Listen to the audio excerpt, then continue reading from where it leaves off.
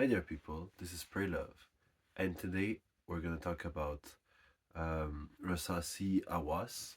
So, this is a fragrance that is like a very super hyped up fragrance, and um, I just wanted to share my opinion about that fragrance and see if you should try it and etc.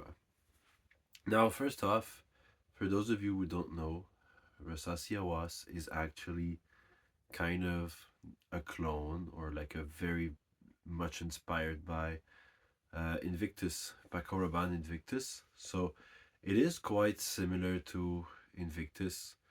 Um, it is extremely similar to Invictus, I should say. It's got that bubblegum feel to it that you really like with Invictus. It's sweet. It's very sweet. It's very fresh, and it's got like this DNA that nowadays we just we're just overexposed to it, so we kind of smell it around a lot. Now, the interesting point about this fragrance is that um, compared to Invictus, it is cheaper.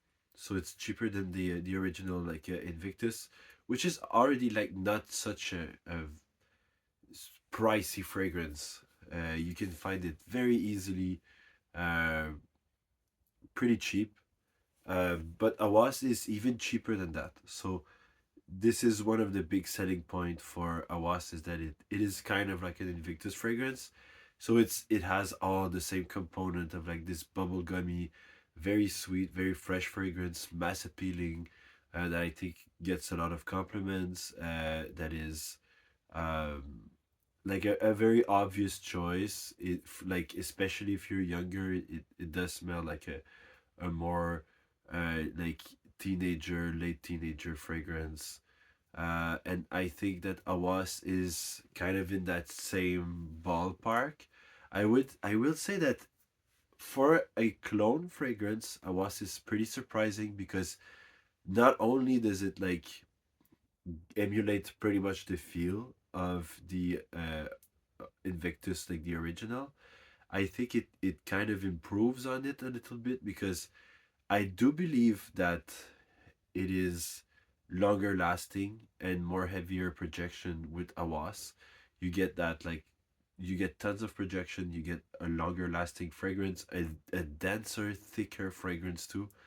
Um, that smells a bit more high quality than Invictus. Not a huge ton more quality, but still like a pretty noticeable difference in quality between Invictus and Awas, and I think Awas is smelling a little better quality to my nose, and also the I found that in Awas the woodier like woodsy aspect of the fragrance.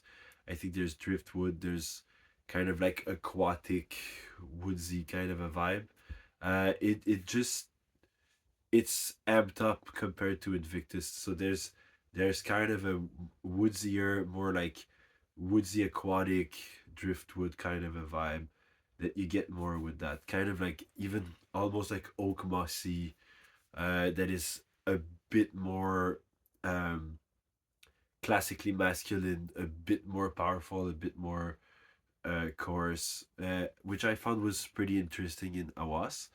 So that is why I would recommend that if you like Invictus or like fragrances in the ballpark of Invictus, there's tons of them out there, like Legend Spirit, who people compare it a lot to Invictus Aqua, um, which has a more aquatic also element, woodsier aquatic element to it than Awas, than Invictus.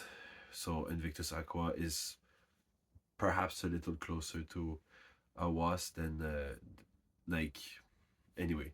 There's kind of like this element of Invictus Aqua, but Invictus Aqua also is was because it's discontinued the 2016 I think version was still very mass appealing, still very blend or whatever, and pretty sweet, and had like kind of the same characteristics. It's even more fresh than the original. But uh, truth be told, like if you take Rasasi, Awas, and Invictus, and you just compare them and you try to find which one is the best, um, to me it sounded like it smelled like it was going to be a wasp that was going to be like outperforming Invictus.